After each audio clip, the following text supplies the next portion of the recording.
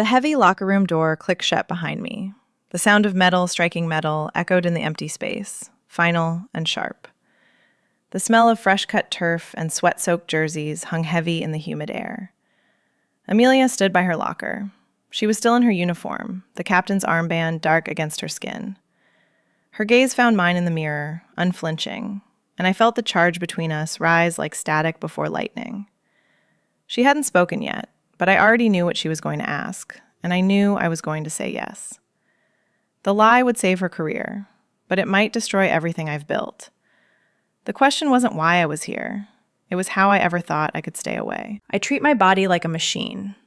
My life is a series of calculated inputs and expected outputs. I wake up at 5 a.m., never a minute later. My runs are tracked by pace, heart rate, and cadence, data points uploaded to a cloud that monitors my efficiency. My meals are measured in protein macros and glycogen replenishment. I don't leave things to chance. In a sport defined by the chaotic bounce of a ball, I am the constant. I am the defensive midfielder who predicts the angle of the pass before the striker even shifts her weight. I hold the line. Amelia is the opposite. She treats her body like a weapon. She is unpredictable, explosive, all instinct and raw power.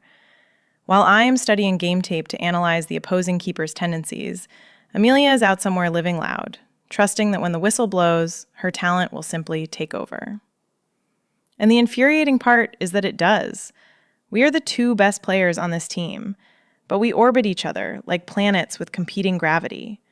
She scores the goals that make the highlight reels. I make the tackles that keep us in the game.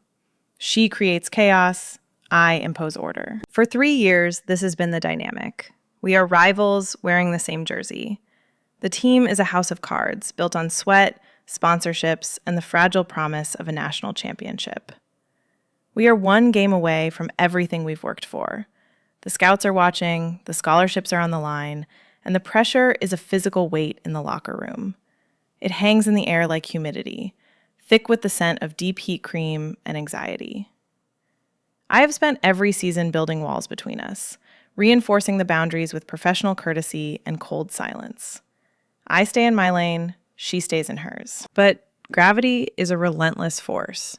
You can only resist the pull for so long before the physics of the situation take over. I told myself I hated her. I told myself her recklessness was a liability.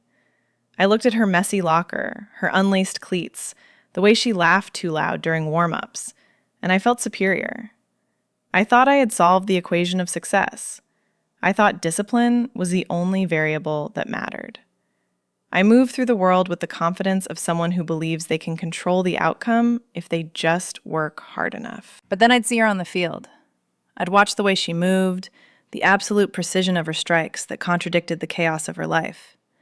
I'd feel the heat coming off her when we stood side by side in the wall during a free kick. The air between us would thicken, charged with something that had nothing to do with soccer. I ignored it. I doubled down on my routine. I ran harder. I ate cleaner. I focused on the architecture of my future. Then came tonight. The structure I built was designed to withstand pressure, but it wasn't designed to withstand her. All it took was one look in a mirror, one moment of vulnerability from the captain who never showed weakness. I realized too late that I wasn't the one in control. I had spent 3 years building a fortress to keep her out, but tonight, she didn't need to breach the walls. She just handed me a wrecking ball and asked me to swing it myself. The dangerous part wasn't that she asked me to break the rules. The dangerous part was how desperate I was to let the whole thing crumble, just to see what was standing underneath. I thought I was safe behind my discipline. Then Amelia rewrote the variables. The sun was dipping below the stadium bleachers, casting long, distorted shadows across the turf. Practice had ended 10 minutes ago. The rest of the team was already dissolving into the locker room, a loud, moving mass of laughter and complaints about sore quads. I was where I always was, center circle, stretching my hamstrings, meticulously cooling down the engine before shutting it off. I didn't look up when the footsteps approached. I knew the cadence, heavy, deliberate, lacking the rhythmic discipline of a jog, but carrying the weight of authority. Amelia stopped 3 feet away. I kept my head down, focusing on the pull in my calf, waiting for the usual barb about my rigidity or a joke about how I treated practice like a funeral. But the joke didn't come. The silence stretched, heavy and unnatural, until it forced me to break form. I looked up. Amelia wasn't smiling. She wasn't wearing the mask of the carefree captain who shrugged off missed shots. Her face was tight, her jaw set in a line that looked painful. She wiped sweat from her forehead with the back of her wrist, a gesture that felt strangely intimate in the quiet stadium. "We need to talk," she said. Her voice was low, pitched under the distant traffic noise, meant only for me. It wasn't an invitation. It was a summons. I stood up, brushing the rubber pellets from my palms. Something in her eyes stopped me, a flicker of panic buried deep behind the bravado, a crack in the stained glass. I nodded. We walked off the field together, not touching, but the space between us felt charged, dense with static. We bypassed the locker room entrance and headed toward the administrative hallway. The transition from the open, humid air of the field to the cool, recycled atmosphere of the corridor made me shiver. The sounds of our cleats on the linoleum echoed sharp and rhythmic, clack, clack, clack, like a countdown clock ticking away the seconds of my safety. We reached the coach's office. It was dark. Coach slammed the door at 5:30 sharp to beat traffic. The office was forbidden territory after hours, another rule I never broke. Amelia didn't hesitate. She reached for the handle, but before she turned it, she paused. She turned to me, and for a second, I thought she was going to back out. Her hand left the door and landed on my shoulder. The contact was electric. Through the thin, sweat-damp mesh of my jersey, the heat of her palm branded me. It wasn't a shove. It wasn't the camaraderie of a teammate celebrating a goal. It was a grip. Her fingers dug in slightly, grounding herself, or maybe grounding me. I stopped breathing. My heart hammered against my ribs, a traitorous rhythm that had nothing to do with cardio. She looked at me, searching my face for something. Permission? Judgment? I didn't move. I didn't pull away. I let the heat seep into the muscle, cataloging the sensation as a data point I would examine later when I was alone. "In here," she whispered, dropping her hand. The loss of contact felt like a sudden drop in temperature. She opened the door, and we slipped inside. The office smelled of stale coffee, floor wax, and the metallic tang of trophy polish. The walls were lined with framed photos of past championship teams, hundreds of smiling faces frozen in victory. Amelia didn't look at them. She closed the door behind us. The latch clicked into place, a sharp, definitive sound that echoed in the small room, like a starting gun at a race I hadn't signed up for. The silence that followed was absolute. The hum of the refrigerator in the corner seemed deafening. Amelia walked to the desk and leaned against the edge of it, gripping the wood with both hands. Without the expansive green of the field behind her, she looked different. Smaller, maybe. The shadows in the room cut across her face, highlighting the sharp angle of her cheekbone and the dark smudge of mascara under her eye.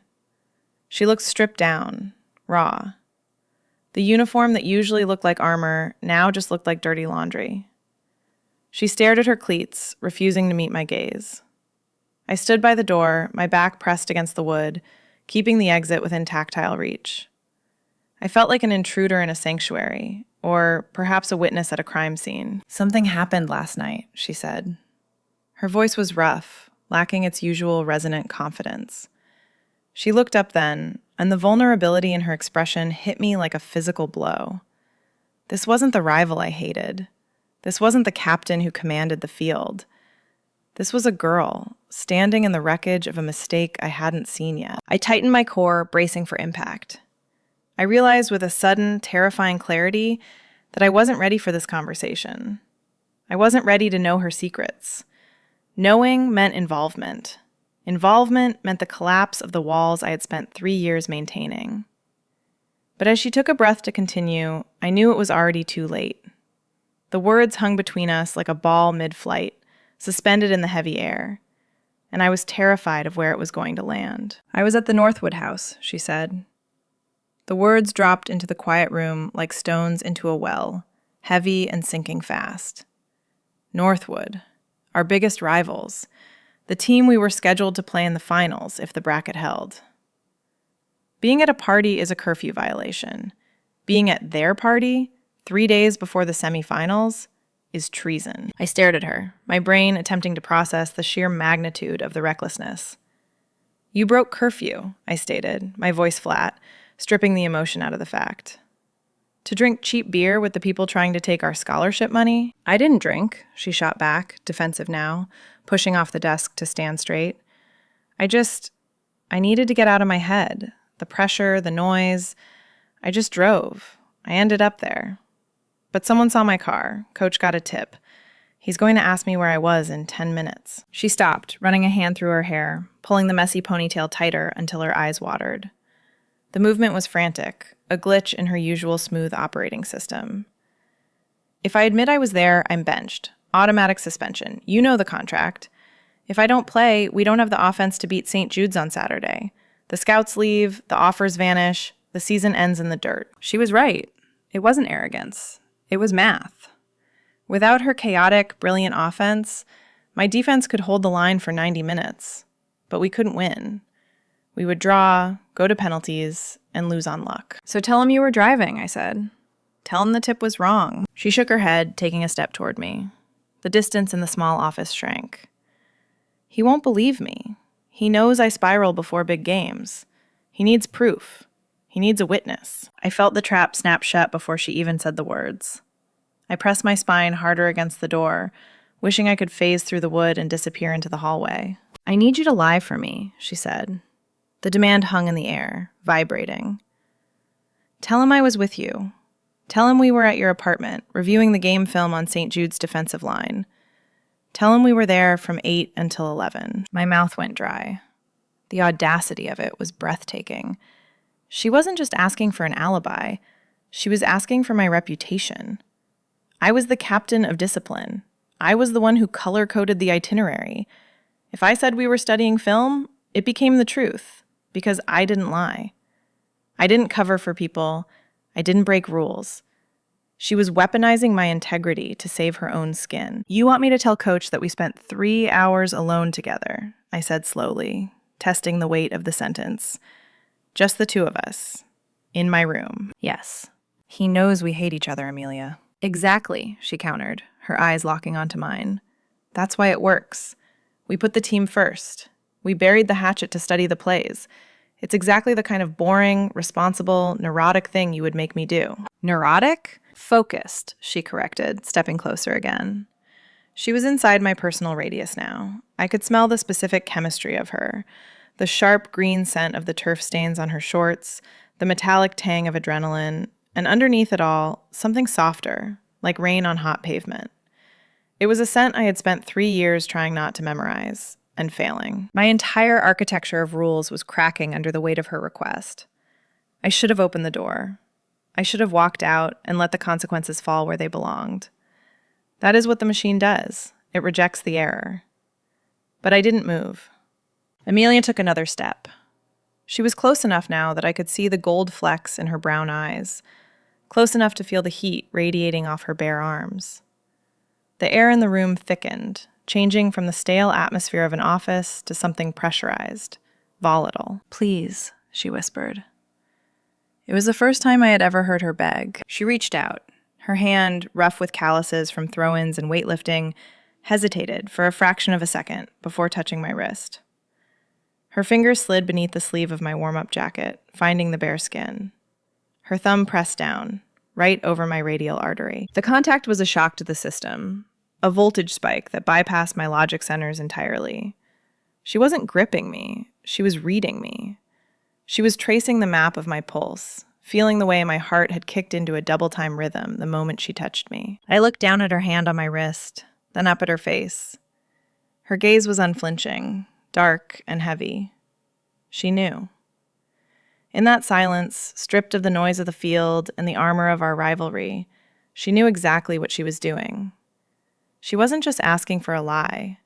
She was leveraging the unspoken thing that had been living in the space between us for 3 years. The lie meant fabricating a scenario where we were alone for 3 hours. It meant creating a false memory of intimacy. And looking at her lips, slightly parted, I realized the terrifying truth. I didn't want to lie because it was wrong. I wanted to lie because I wished it were true. I wished we had been alone for 3 hours. I wished I had been the one keeping her from the edge. The silence stretched until it screamed. I realized then that the lie wasn't the real risk. The suspension wasn't the real danger. The real danger was the truth hammering against my ribs, desperate to get out. Her thumb was still pressed against my heartbeat, and I knew I would burn the whole rule book just to keep it there. I pulled my wrist away, breaking the contact, but the heat of her thumb lingered on my skin like a phantom burn. I took a step back, putting the corner of the desk between us, trying to reestablish the perimeter I had spent 3 years patrolling. My heart was still hammering a frantic, syncopated rhythm against my ribs, a physical betrayal of the cool, detached persona I wore like armor. Amelia didn't move. She stayed leaning against the desk, watching me with a terrifying intensity. She has never asked for anything in her life. She demands, she takes, she conquers. On the field, she screams for the ball because she knows she's the only one who can bury it. In the locker room, she takes the best shower stall because she assumes it belongs to her. To see her standing there, stripped of her arrogance, waiting for my verdict, felt like a shift in the Earth's axis. The power dynamic had inverted, and the air in the room vibrated with the tension of it. "If I don't play," she said, her voice low and rough, "we don't win. You know the stats. You know the goal differential when I'm on the bench. We can win without you," I lied. My voice sounded thin in the small room. "Don't do that," she snapped, a flash of the old fire returning. "Don't give me the 'there is no I in team' speech. We both know the truth. If we lose on Saturday, the scouts pack up. If the scouts leave, the offers disappear. Sarah loses her ride to state. Jasmine loses her chance at the pros. And I..." She trailed off, looking down at her hands, those capable, dangerous hands that could curl a ball around a defensive wall from 30 yards out. I go back to working double shifts at the warehouse with my dad. The silence that followed was heavy, filled with the dust of old trophies and the weight of unsaid things. She wasn't just asking me to save her ego. She was asking me to save the economic futures of half the roster. She carried the team's survival in her legs, and now she was asking me to carry the moral weight of it in my conscience. I looked down at my own hands. They were steady, pale, unscarred. These were the hands that followed every rule, that typed out the itineraries, that tied my cleats with double knots so they never came undone. I imagined them signing a false statement. I imagined them covering for her. The thought should have repulsed me. It should have triggered every alarm in my disciplined, orderly mind, but it didn't. Instead, I felt a strange, terrifying thrill. The weight she was offering me wasn't just a burden. It was an invitation. For 3 years, I had watched her from a distance, safely orbiting her star, judging her heat while secretly craving the burn. By asking me to lie, she was pulling me out of the orbit and into the collision course. She was asking me to be complicit. She was asking me to be with her, in the dark, on the wrong side of the line. "Why me?" I asked. The question came out quieter than I intended. "You have friends on the team. Why not ask them?" Amelia looked up, and her gaze was a physical thing, heavy and focused. "Because they would do it because they like me," she said. You hate me. If you say I was with you, it's the truth, because you wouldn't lie for me unless it was the only way to save the team." She was wrong. I wasn't going to do it for the team. I looked at her, the sweat drying on her collarbone, the desperation in her eyes, the raw magnetic pull that had been dragging me toward her since freshman year. "Okay," I whispered. The word was a surrender. "I'll do it." The team needed her to play. But standing in the charged silence of that office, realized I needed something too. I needed to know what it felt like to stop holding the line, and finally, just for once, let it break. The lie didn't just change the record, it changed the atmosphere. It altered the fundamental physics of the practice field the next afternoon.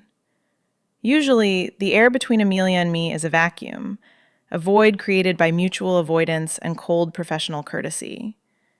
But as we stepped onto the turf, the space between us felt dense, pressurized.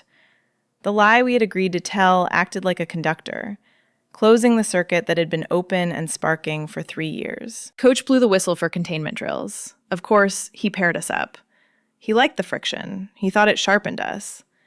He didn't know that the friction had changed from the grinding of gears to the slide of skin.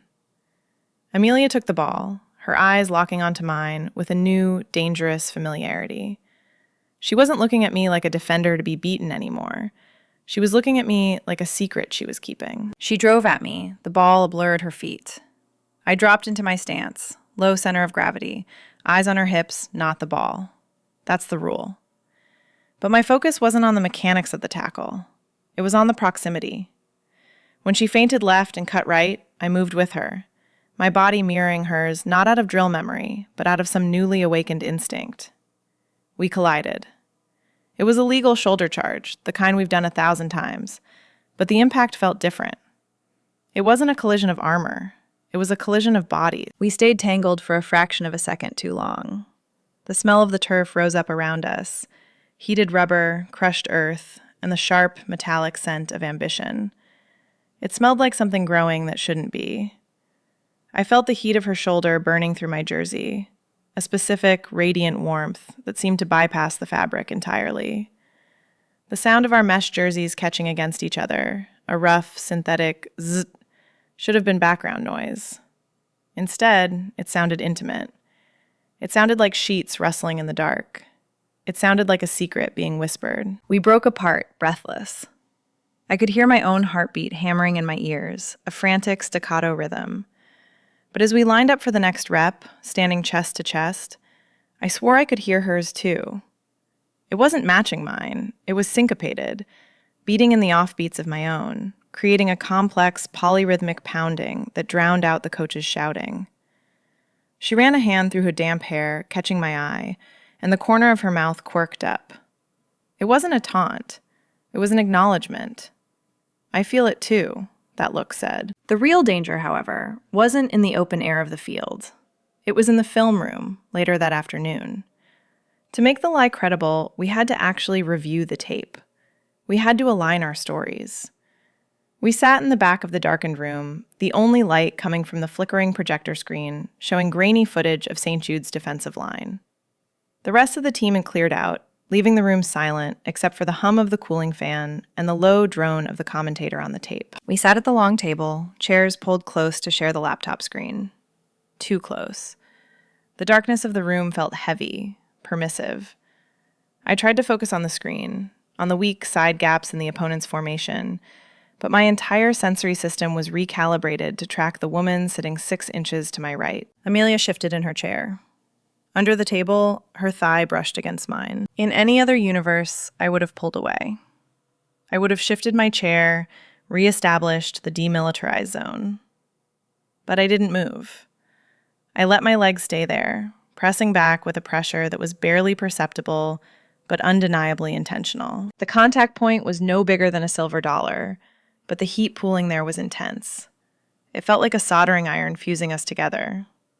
The denim of her jeans against the polyester of my track pants felt impossibly thin.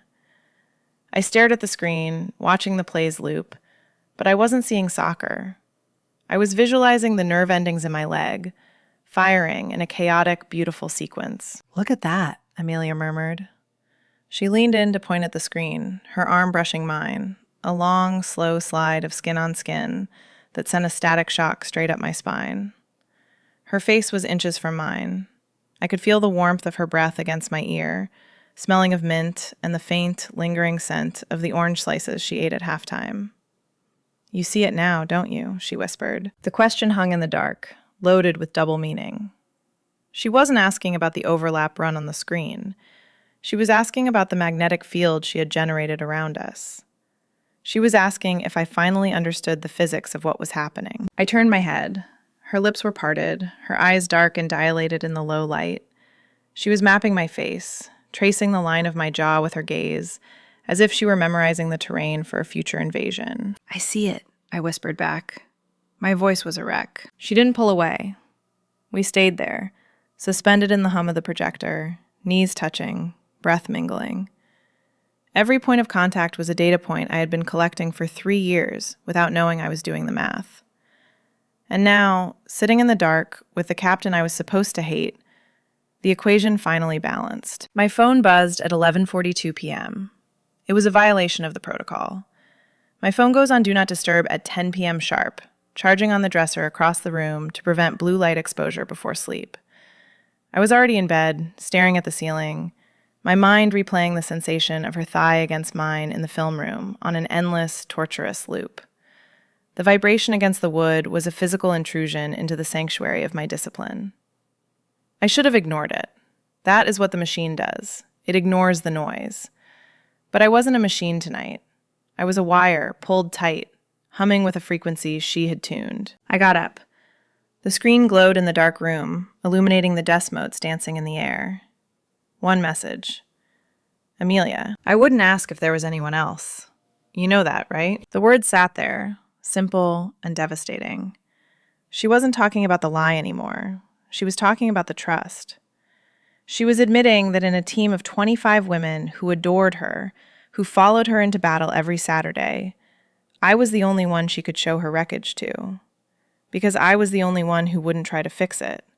I would just judge it. And somehow, that honesty was what she needed. I didn't reply. I put on my shoes. Her apartment complex was on the other side of town, in a neighborhood that smelled of exhaust and late-night diners. It was messy, vibrant, and alive.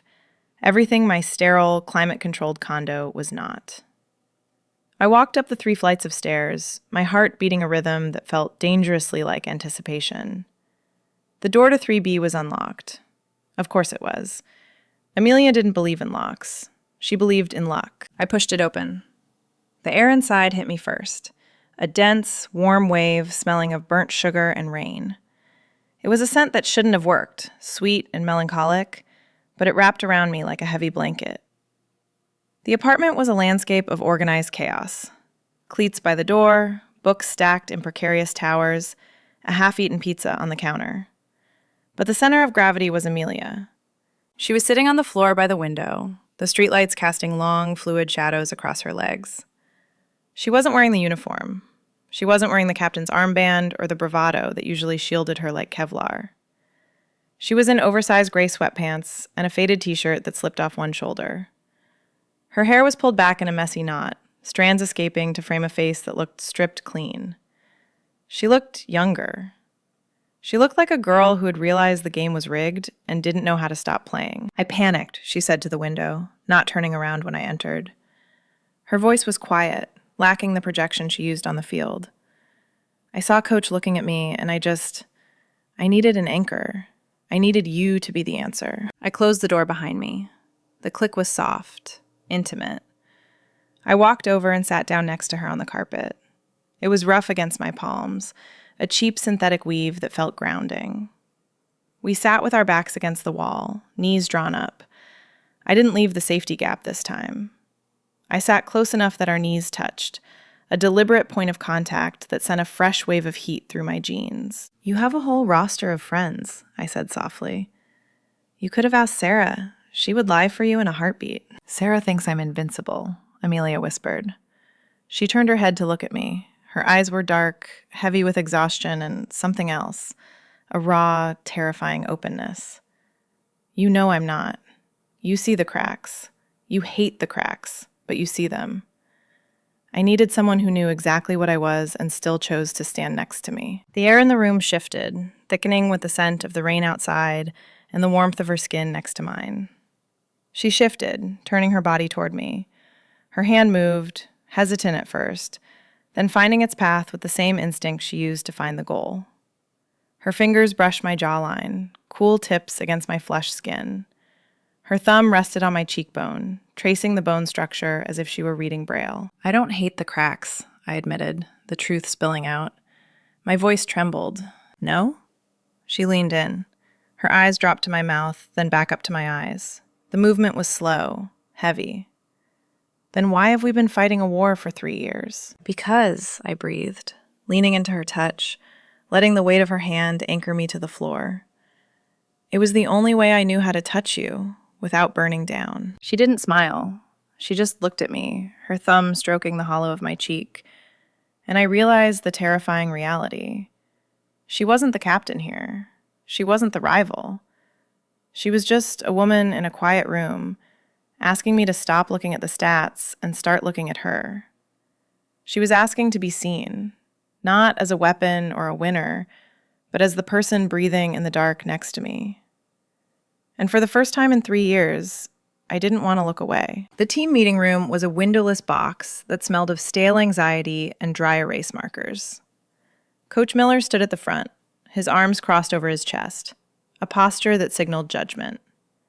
The air conditioning hummed a low, monotonous drone that seemed to vibrate in the hollow of my throat. 25 players sat in silence, shifting uncomfortably in the plastic chairs, the sound of fabric rustling against polymer, echoing like whispers. Amelia sat in the front row, her spine rigid, staring straight ahead at the whiteboard where our championship bracket was drawn in optimistic red ink. Coach didn't yell. He never yelled when he was truly angry. He just got quiet. "I received a report," he said, his voice level, terrifyingly calm, "about a breach of curfew, about a presence at the Northwood house."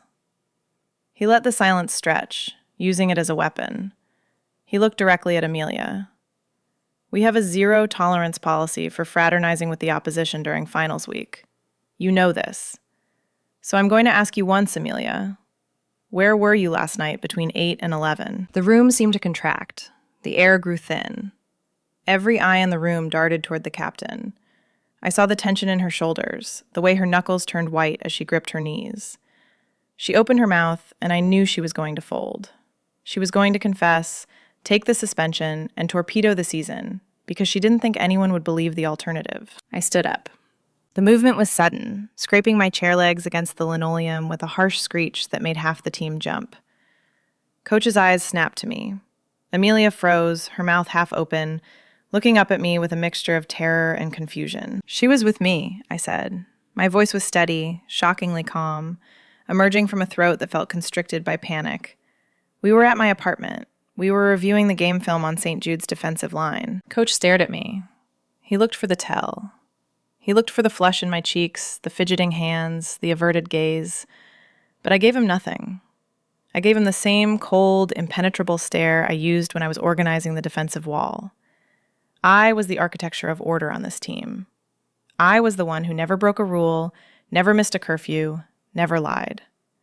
I was banking my entire reputation on this single, fragile moment. "You were watching film," Coach repeated, skepticism warring with the desperate desire to believe his star defender. "For 3 hours," I lied, adding the detail to anchor the falsehood. "Check the server logs if you want. We accessed the files from my IP address." That part was true. We had done it this afternoon, backdating the alibi. "We found a gap in their left flank coverage." The silence held for another 3 seconds, an eternity. Then Coach exhaled, his shoulders dropping an inch. The tension in the room broke like a fever. "Fine," he grunted, turning back to the whiteboard.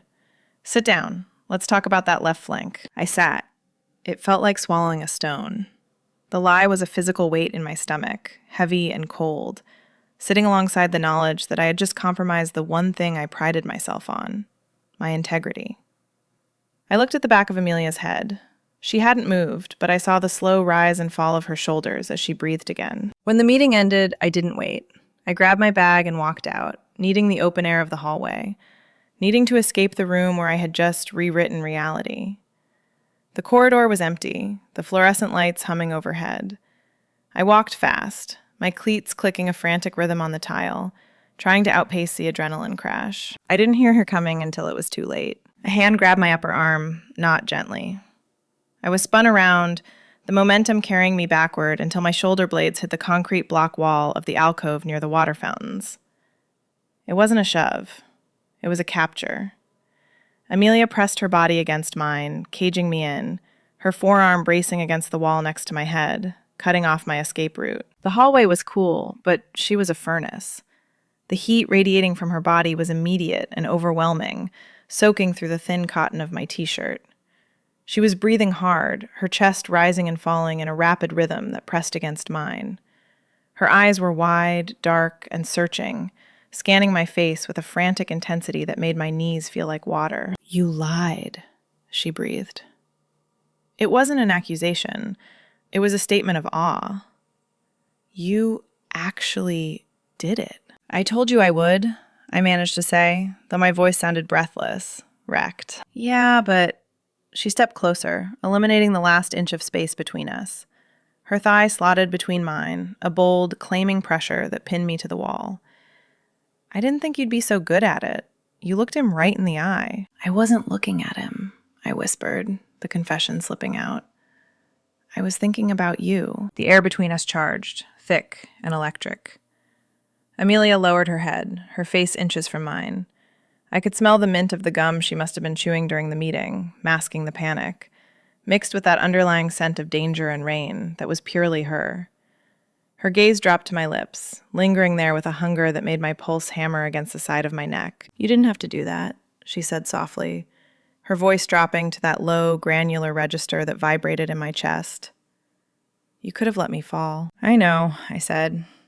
I looked up at her, at the stray hairs falling across her forehead, at the vulnerability warring with the desire in her eyes.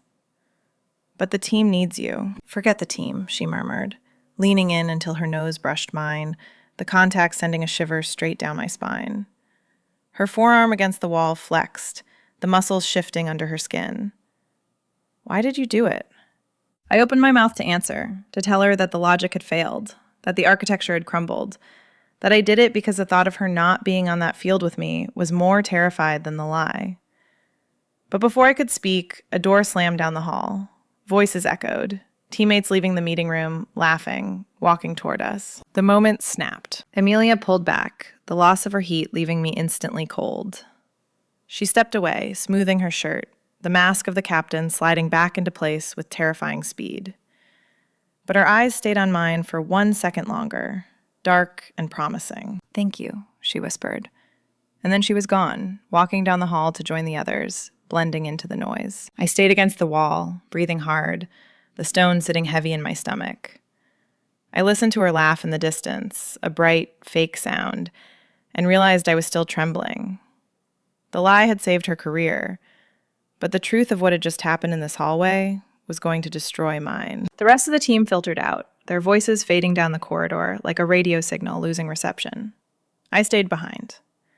I told myself I needed to relace my cleats, but that was a lie. I was waiting. The locker room settled into a heavy, pressurized silence. The air here is different. It's denser, recycled through vents that never quite scrub the smell of fresh-cut turf and the metallic tang of adrenaline.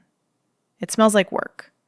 It smells like bodies pushed to failure. I stood by my locker, the cold metal pressing against my back through the thin fabric of my jersey. I heard the door click shut. Not the heavy slam of a teammate leaving, but the soft, deliberate click of a lock engaging. The sound echoed off the tile walls, signaling the end of the public performance and the start of the private reality. I watched Amelia in the mirror mounted inside my locker door. She was standing 10 feet away, not moving, just breathing in a rhythm that seemed to suck the oxygen out of the room. The fluorescent lights hummed overhead, a low-frequency buzz that felt like it was drilling into my skull. "Everyone is gone," she said. Her voice didn't echo. The humidity in the room swallowed it, making it sound like she was speaking directly into my ear. "I know," I replied. My hands gripped the edge of the locker shelf, holding on to the last structural support I had left. She closed the distance. It wasn't a walk. It was a gravitational collapse.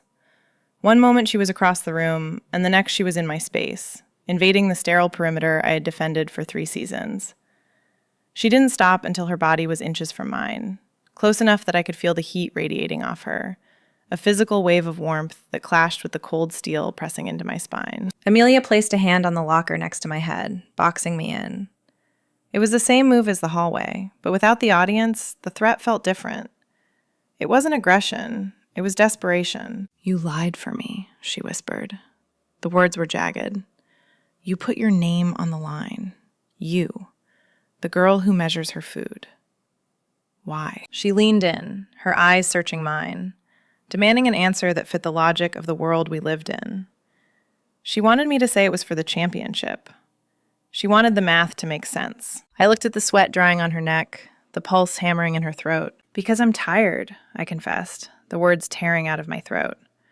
"I'm tired of holding the line. I'm tired of pretending I don't track your location on the field every second of the game." Amelia's breath hitched.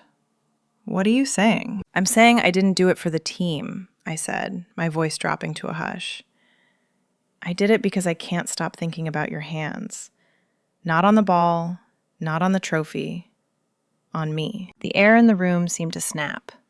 The fuse we had been lighting for 3 years finally hit the powder. Amelia didn't ask permission. She crashed into me. It wasn't a gentle first kiss. It was a collision. It was the release of 3 years of kinetic energy stored in the tension of our rivalry. Her mouth found mine with a hunger that was terrifying. It tasted of mint and salt and the iron tang of blood where I must have bitten my lip. I gasped, opening to her, and the sound was lost in the crash of our bodies against the metal lockers. The cold steel bit into my back, but I didn't care. The pain was grounding. It was a necessary counterweight to the overwhelming heat of her body pressed against mine. Her hands were everywhere. One tangled in the hair at the nape of my neck, forcing my head back. The other gripped my waist, fingers digging into the muscle. The sound of her nails catching on the mesh of my jersey, that sharp synthetic scratch, echoed off the tile walls like a secret code typed in the dark. I wasn't the defensive midfielder anymore. I was the building coming down.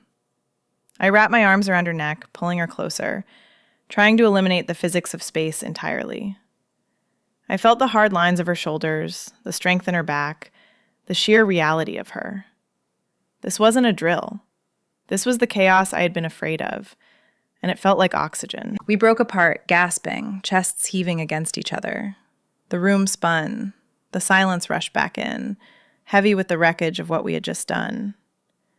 Amelia rested her forehead against mine, her eyes closed. "You realize," she whispered, her voice wrecked, "that we can't go back now. The door is closed." I looked at the closed door, then back at her ruined, beautiful face. The lie had saved her career. But standing in the debris of my own discipline, I knew the truth might destroy us both. And for the first time in my life, I didn't care about the outcome. The lie held. It acted as a load-bearing wall, supporting the immense weight of the entire season without showing a single crack. Amelia started on Saturday. We won. The final score was 2-1, a messy, grinding victory that looked heroic on the highlight reel but felt like a street fight down on the turf. But the game itself wasn't the real story. The story was the invisible, constant data stream running between the captain and the defensive midfielder. The team dynamics had shifted. Everyone felt it, even if they couldn't name it. The magnetic field we had created was no longer a secret frequency, but a broadcast that changed the way the ball moved. When we stood in the tunnel before kickoff, her shoulder brushed mine, and I didn't flinch or pull away to my safety zone. I leaned in. In the 80th minute, the critical moment arrived. Amelia had the ball at her feet, 3 defenders collapsing on her like a collapsing star. The old Amelia would have shot. She would have tried to burn through the friction alone, trusting only her own gravity. But she didn't. She saw me making the run on the blind side, a path only visible if you were looking for it. She didn't look. She just knew.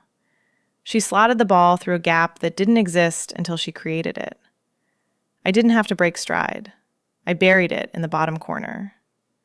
The roar of the crowd was deafening. Static noise against the sudden, perfect silence of her eyes meeting mine across the 50 yards of grass. She trusted me with the game. She trusted me with the finish. The celebration was a blur of cheap champagne and confetti, but the real victory happened in the quiet spaces between the noise. It was the moment she found me in the crowd, her hand finding the small of my back, grounding me in the chaos. We ended up back here, in the locker room. It was empty again, stripped of the noise and the scouts. But this time, we were both here by choice, not by demand. I sat on the bench, unlacing my cleats, the adrenaline finally fading into a warm hum. Amelia sat next to me. There was no desperate plea for an alibi this time. Her hand found mine, fingers interlacing, her rough calluses pressing against my smooth skin. I looked at our joined hands. For 3 years, I tried to build a life that looked perfect on paper. Clean lines, predictable outcomes, the structural integrity of a fortress. But life isn't a blueprint. It's a collision. The lie saved our season, but the messy, terrifying truth of her hand in mine is saving me. The door clicks shut behind us. The sound is the same, metal on metal, but the meaning has changed. We are on the same side of it now. The air smells like turf, sweat, and freedom. If you've ever had to choose between safety and truth, subscribe and tell me which you picked.